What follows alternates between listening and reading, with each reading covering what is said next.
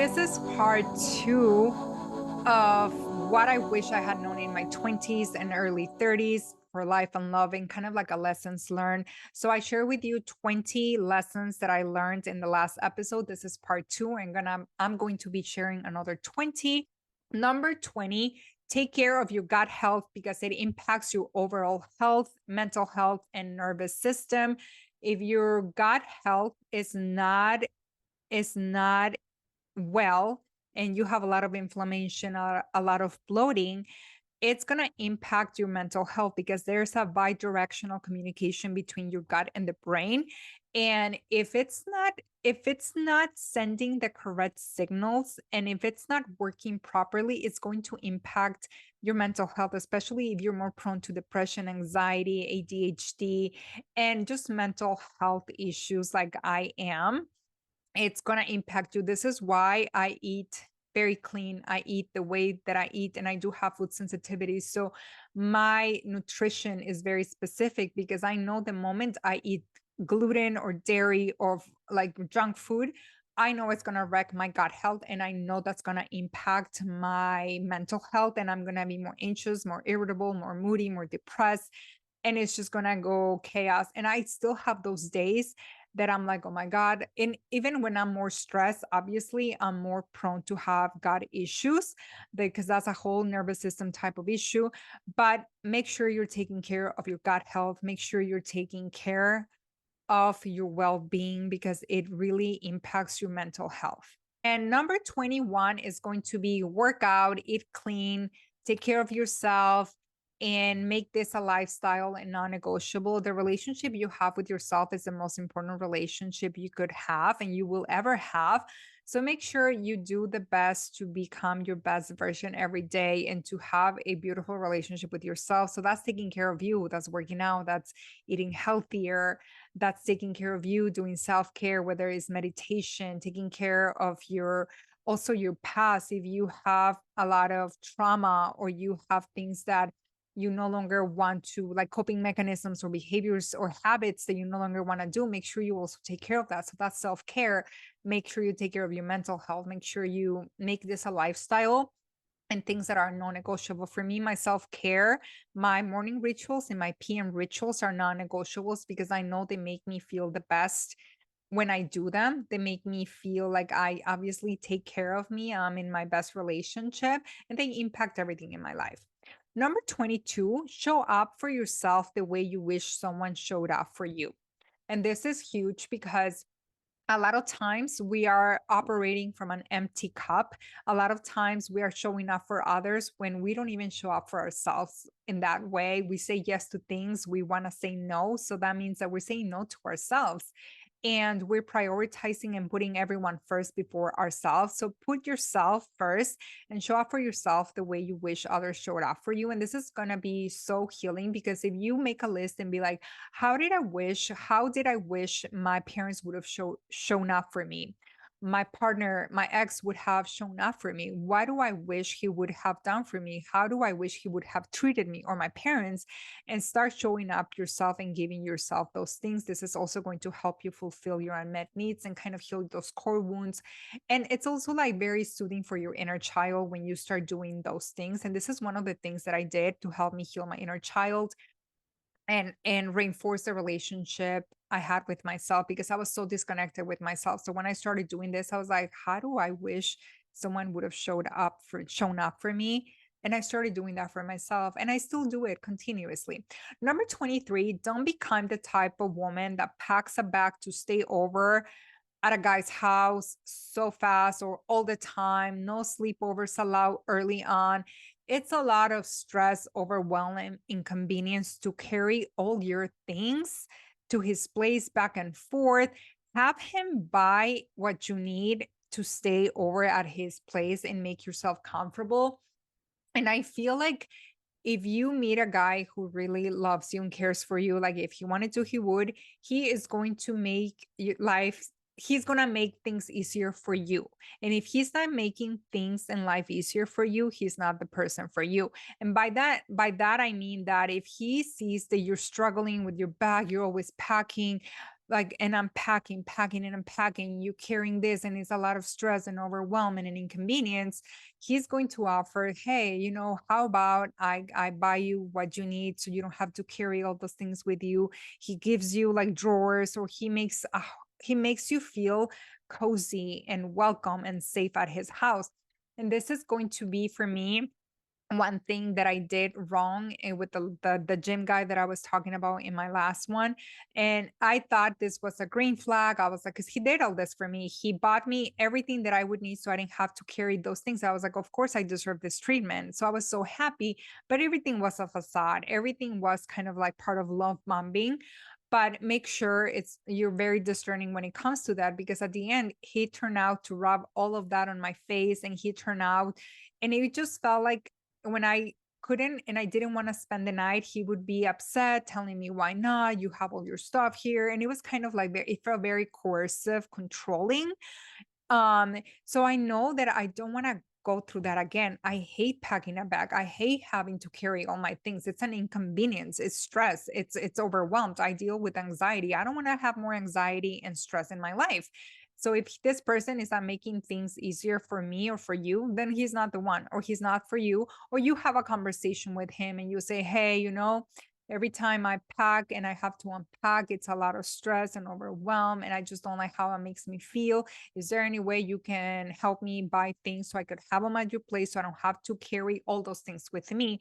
And see how he reacts to that. And that's probably going to tell you a lot if he is the person for you or not.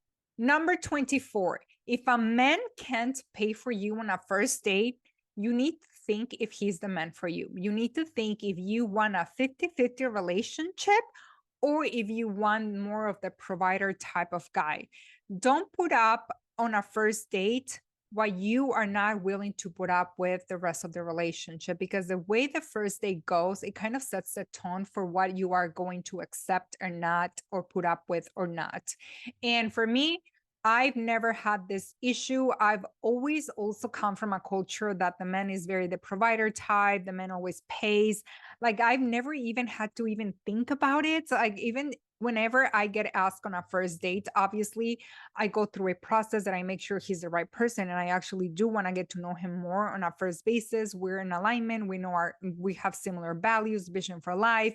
We're very similar now. So for me to say yes to a first date takes a lot, but I've never even had to think about who's going to pay. Like, I just have this belief system, and I just have this that the man always pays. And I've never even have to think about this until I started watching on TikTok the debate around this. And I'm like, I've never even had to think about this. And that doesn't mean I come from an entitlement type of energy. It's just something that I honestly never even have to worry about, think about. I just always assume and expect that the man is going to pay. And I expect that. And the thing is that when a lot of times men are like, oh my God, you're just like a gold digger. You just want, it's all about the money for you. I'm like, okay, once I'm in a relationship, like if I'm gonna cook at my place or his place, I buy all the things. I don't ask for money. And there's times with exes that for their birthdays, I'm the one that pays for everything. I've spent a lot of money, but I've also been financially abused in past relationships.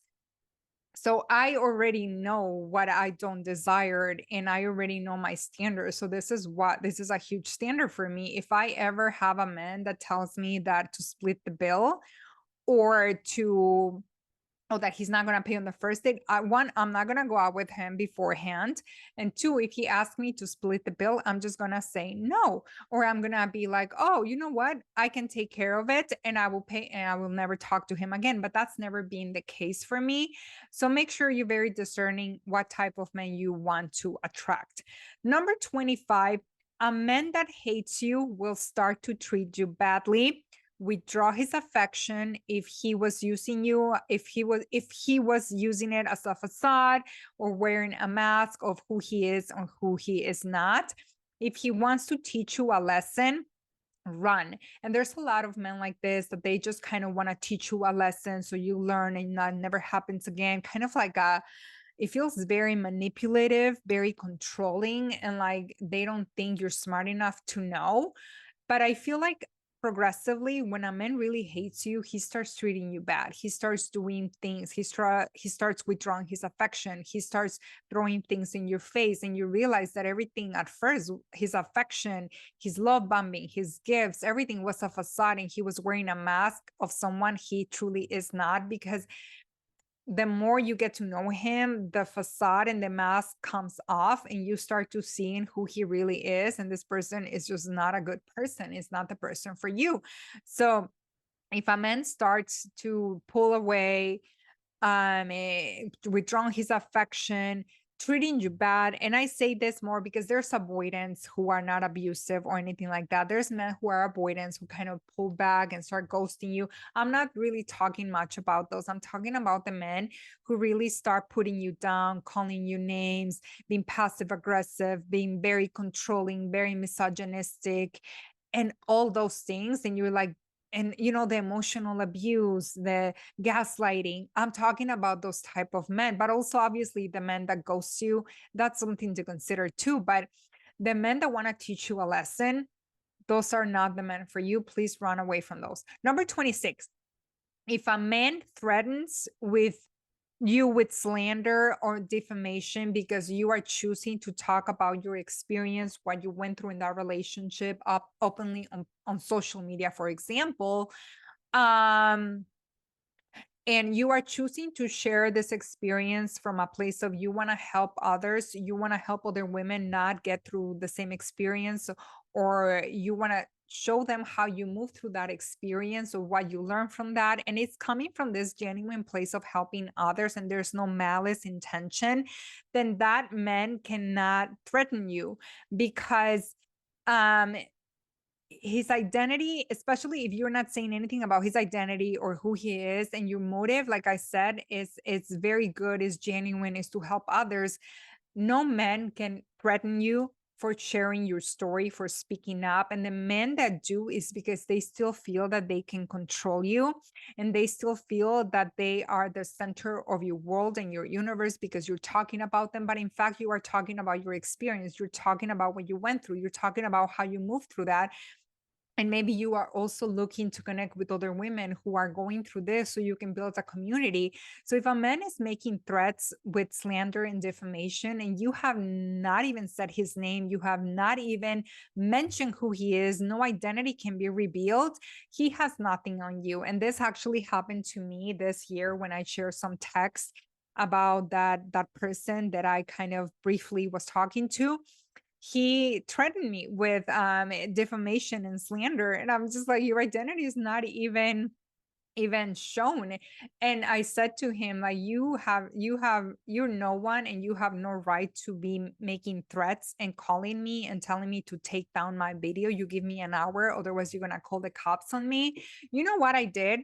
I ended up filing a police report because he called me to make threats against me. And the cop told me, but you didn't say. He said that I had nothing to fear. So just make sure also the legalities within this, because if you do say his name and his identity is revealed, and the motive is shown to be malice because you are coming from this vengeful energy, that can actually certainly be a slander and defamation, and they can definitely sue you for that. But if you are doing it with the intention to help others, that, and honestly what you are sharing is the truth, then they cannot have any say on you. So I don't know, this is something that I learned this year, and I know there's a lot of women who share their stories openly, what they've been through, and the ex finds out and they make threats to take the video down, or to they're gonna sue you with defamation and slander. They can't, they really can't. Make sure you also seek lawyers if that's the case. Number 28, the nice man often turns out to be a low-key toxic narcissist. The nice man often turns out to be not what he is. So make sure you're very discerning and get to know someone really well. And it takes about a few weeks to get to know someone's true colors. So a lot of times the nice man, it's just a facade, and they have a lot of internal turmoil, and they're actually not the nice man. And I've met a nice man. I thought he was a nice man. And it turned out to be that he wasn't. It turned out to be he had a lot of anger issues. He had a toxic relationships and so many other things. And I'm just like, so it's just a facade that you try to be this nice man because it makes you feel good about yourself. But in reality, you are not. And the other day I was actually showing someone my ex because he was like telling me, I was telling him about my journey, how I started and the narcissistic abuse and how I dated someone who was in the public eye. And this person is like, oh, let me see his picture. And he looks at this picture and he's like, he looks like a nice man. He looks like a nice person. I'm like, you would think he is, but he wasn't. And obviously it's a facade because of the public figure status, and he has to portray this identity on social media, on TV, on radio. And it was really hard to heal from that, seeing how what everybody thought of him, but what I experienced and other exes experience behind closed doors, he was completely different. So make sure you get to know the person and you know your non-negotiables, your red flags, and you are become very discerning when it comes to red flags and all of that, because that's really going to help you. And things will always fall off. Like the mask is always going to fall off if this person is just trying to pretend. Okay. Number 29, sorry. Walk away from one-sided relationships with women, and those women who always say friends don't exist, or women are the same, women are too much drama. And women actually say this, and I'm specifically talking about female friendships, that if you are meeting a woman who says, oh yeah, I know a lot of women don't have a lot of friends, and that doesn't mean that it's because of her specifically. Maybe it's because she values a close group of friends more than anything. Like you don't really need to have a huge group of friends to be a good person or to be seen as a good person. And I know I've met a few women who have shared this with me this past year, that I tried to be friends with them, and they turn out to say, oh, you know what? Oh, women are always disappointing. Women always kind of abandon me. Women are just so much drama. I can deal with women. And like she started, like this woman started saying all these things about women. And I'm just like, I don't want to be friends with someone who thinks about that, because I believe that they're really good women who can be really amazing friends. And I walked away from an 11-year friendship because she was texting with my ex and other things that happened with that person and my ex, that I just decided that I'm like, you're not a good friend to me anymore because you violated the girl code. And it's just, I had to walk away from that, but that didn't make me not believe in friendships anymore whatsoever. I still believe that they're really good female friends, and I have those female friends. And I don't want to be with someone who thinks like, oh, women are just drama, women are just too much, women are this, women are that. Because I'm like, oh, that's probably gonna what you are gonna end up saying about me. So I don't want nothing to do with you. So if it's a one-sided relationship that they're always the one texting, always the one asking how you are, and they never really care to ask about your life, they're never really there for you emotionally as a support system, why do you want to be friends with those? And just make this test. If you have friendships and you feel you're the one who's always kind of looking for that person, pull back, stop texting them, and see what happens with that relationship. Because more often than not, you're probably not going to hear from that person again. So if you value friendships, you make sure you're very discerning of who you allow in your circle, because like I said before, you are the average of the 5 people you hang out with and talk to and interact with the most. And it doesn't have to be physically, it can be just through text because you can see each other. And just be very discerning with that. Number 30, put yourself on a pedestal and don't calm down. Never put yourself off or take yourself down the pedestal. You deserve to be high and honor yourself.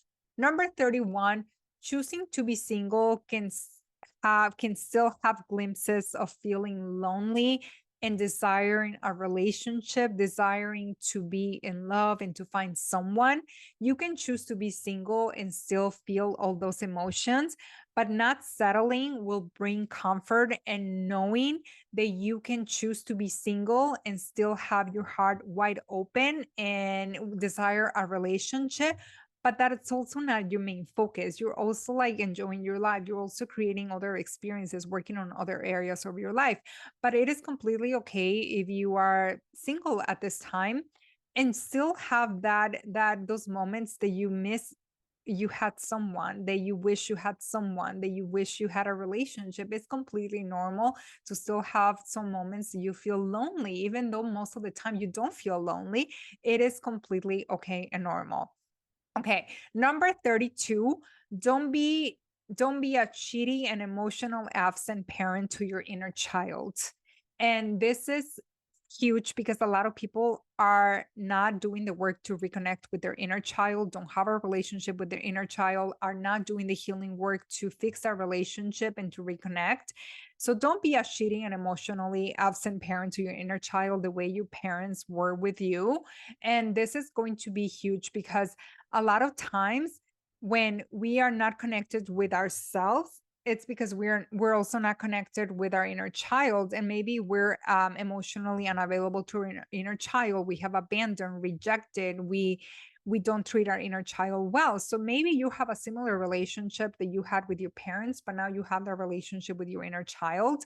And this is one huge thing why I also decided to be child free and not have children, because I am still reparenting my own inner child. And I didn't want to put a child and bring a child into this world just because I wanted to be a mother. I never wanted to be a mother.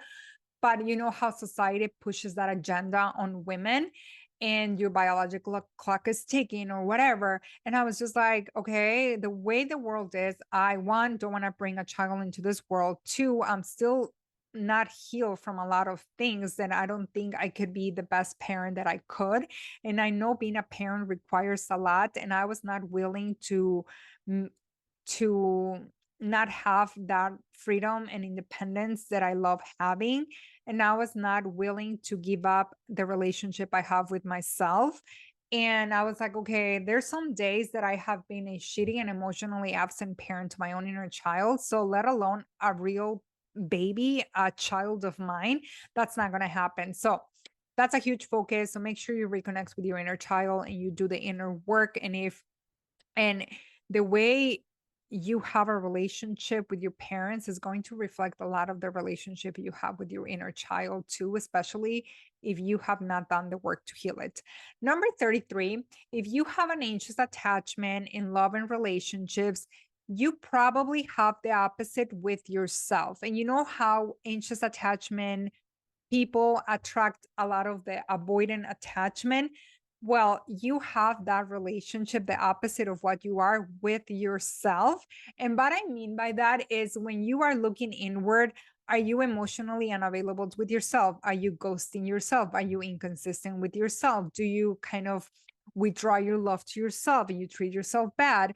You have commitment issues with your own self. You don't set boundaries with yourself. And this is going to go along with number 34. If you are in a situationship with someone, you are probably in a situationship with yourself.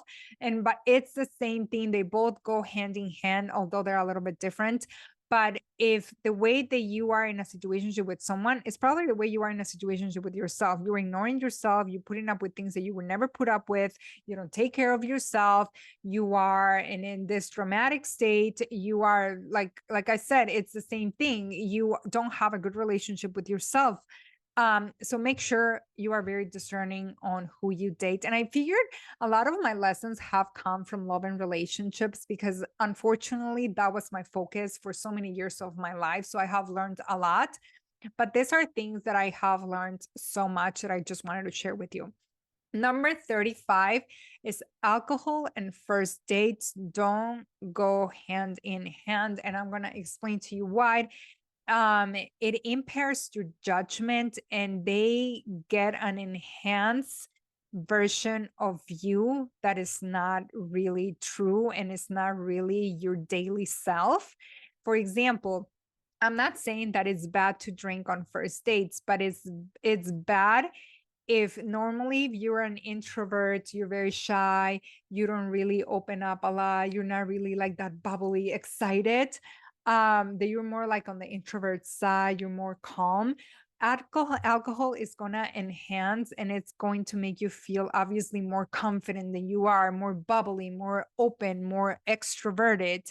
And this person is probably going to get an impression that that's who you really are. But when you are hanging out with this person in activities that are don't involve alcohol, this person is going to get to experience a different version of you and be like taken back and be like, wait, she's so quiet, she's so shy, she has nothing to say, she's not that talkative, she's not open, what happened?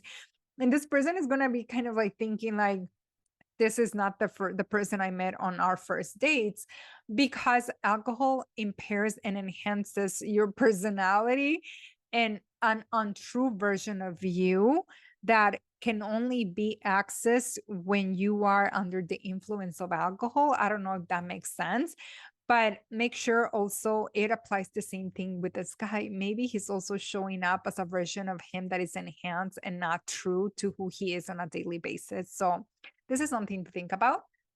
Number 36, never chase or pursue an ex back. Don't manifest an SP or specific person or an ex back. If it's already out the door, don't look back. Anything that stayed in 2023, it stays there. Don't bring it back to this new year. If it didn't work out for the first time, why would you put yourself through the same thing? Why would you go through the same thing again? You know, because a lot of times the first days it goes well and then they revert back to their toxic behavior. So you deserve better. Okay. Number 37 is be your biggest fan. Always be your hype woman. Always be your number one fan for everything that you do.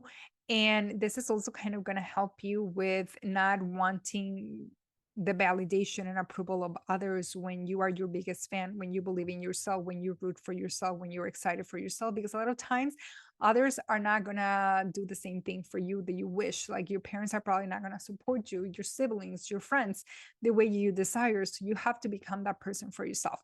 Number 38, budget and take care of your finances.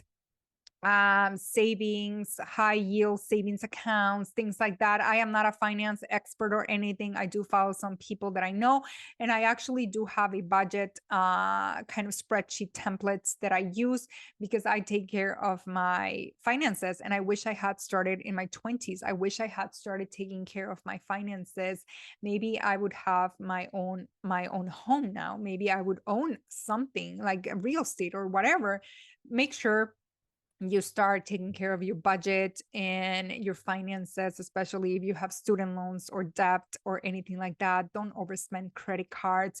And if you need help, find the people that are experts on this. There's so many on TikTok or YouTube that are finance experts. There's a lot of women in their 20s that are teaching finances. Like I follow one and I bought her budget template from her because like I liked it. I was like, okay, you know what? I always track things on Excel, but I create my own templates and I like the one that she showed. So I bought it and I was like, oh my God, I can't believe I'm buying something from someone in her early 20s, but I wish I had been her in my 20s, to be honest. So like, I kind of admire her.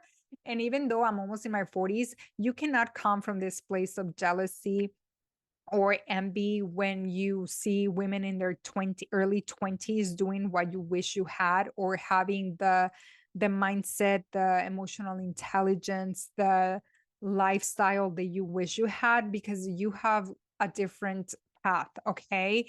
And this is, I guess, like this can also be important if you, I don't know, I should have made this point too. So let's actually go to number 39 about jealousy and envy. This was not written, but I just thought about it, that a lot of times when we have jealousy or we're envious of another person, especially a woman, we are taught by the patriarchy of being competitive and always see women as other competition. And this is rooted in patriarchy and other things.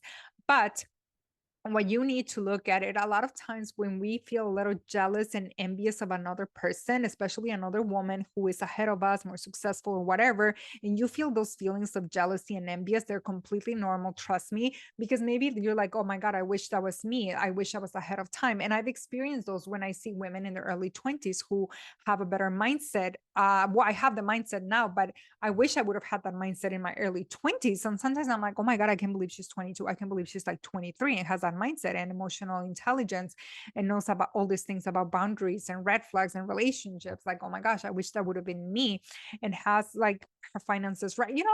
When you feel those feelings, a lot of times it's because you admire that person, but your ego doesn't want to let you admit that.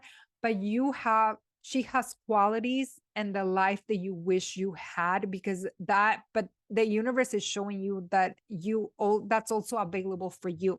It's showing you that you can also harness those qualities and work on those, and they are just a mirror, they're just a reflection of something that is within you.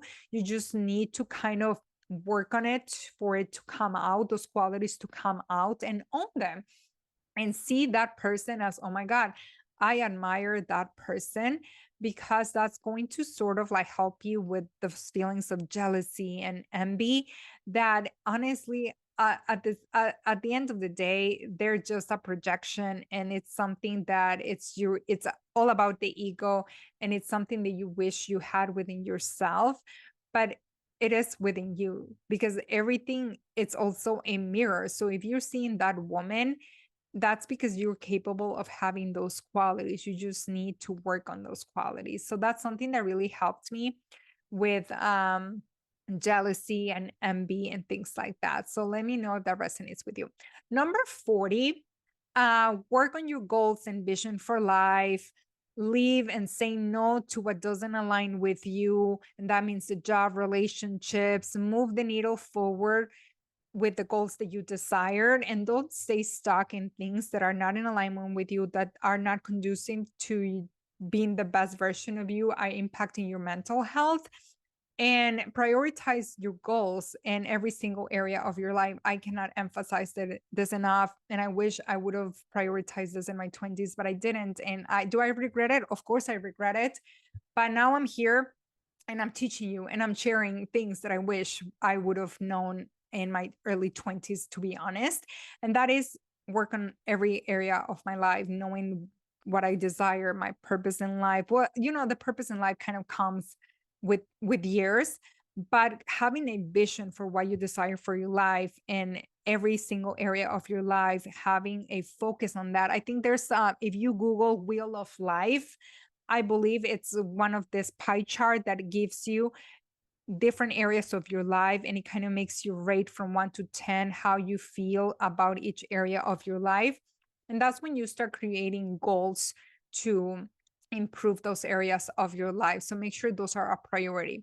Number 41, your worth and value is not defined by what you do, your accomplishments, and your sacrificing. It's also not attached to if you own a home, if you have a relationship or not, or if you have all these achievements and accolades. Your worth and value, it's not defined by that. Your worth and value is innately inside of you for who you are as a person.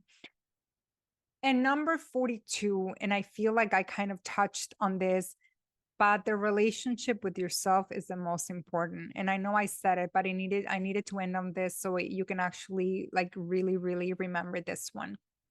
The relationship with yourself is the most important. If you are not happy with who you are, you get to change that, and you get to have a choice to work on that. You find the people that are going to help you, the books, the coaches, the therapists, whatever it is that you need, but prioritize the relationship with yourself. If you don't like some aspects of you, some things that you do, some behaviors, some habits, you can change those. You can change yourself, but you have to choose that for yourself, and always prioritize the relationship with yourself.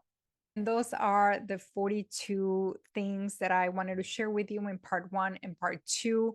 what I wish I had known in my 20s and my early 30s, but more so in my 20s for life and love and all the lessons that I have learned. And I probably have so many much more to share with you, but these are some of the ones that I felt were very important. And let me know if any resonate with you, sharing on social media, leave a 5-star review if you can of the podcast. I would really appreciate it. And I'll see you next time.